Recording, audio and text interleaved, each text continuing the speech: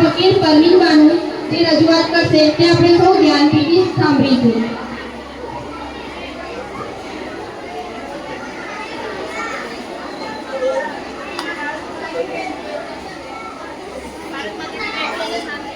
पहले भारत माता की जय बोले तो शांति.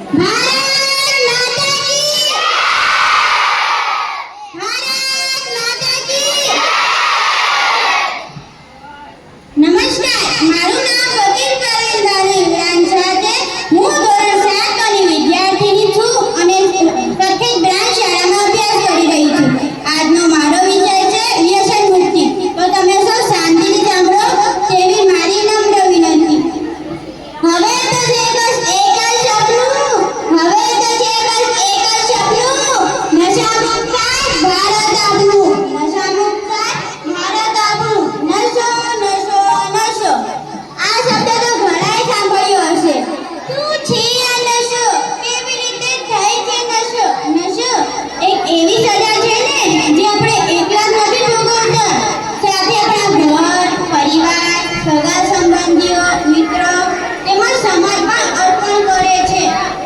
નશાની એટલા માટે સજા કરવામાં આવી છે ને કે તે આપણને શારીરિક નહીં પણ માનસિક રીતે પણ આપણને બીમાર બનાવી દે છે. નશાથી આપણે ડિપ્રેશનમાં આવી જઈએ છીએ, ફેફસા ગળવા લાગે છે, શ્વાસ લેવામાં તકલીફ પડે છે અને વધારેમાં વધારે કહું ને તો કેન્સર જેવી મોટી મહામારી પણ આપણને ઘેરી વળે છે.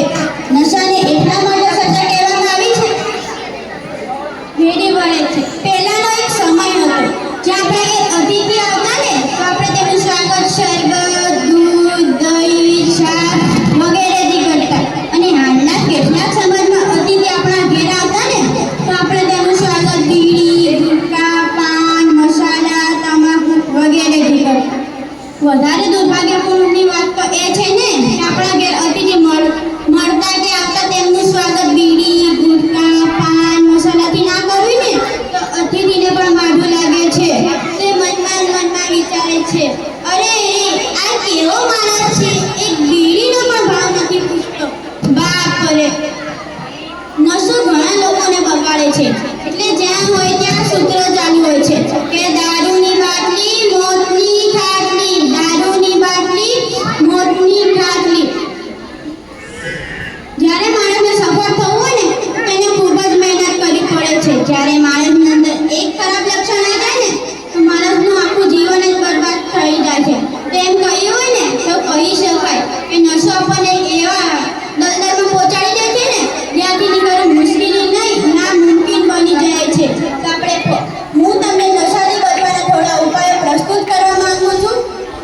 ધારો એક ગંદી મટકી આખા તળાવને ગંદુ કરી દે ને તેમજ માણસની એક ખરાબ સંગતિ આખા માણસને જ ખરાબ બનાવી દે છે.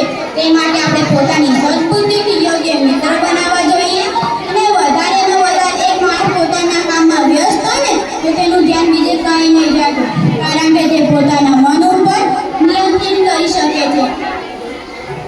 વધારેમાં વધારે એટલું જ કહેવા માંગુ છું કે આપણે પોતે જ પોતાના પ્રયત્નોથી નશાથી બચી શકીએ છીએ. એટલા માટે તો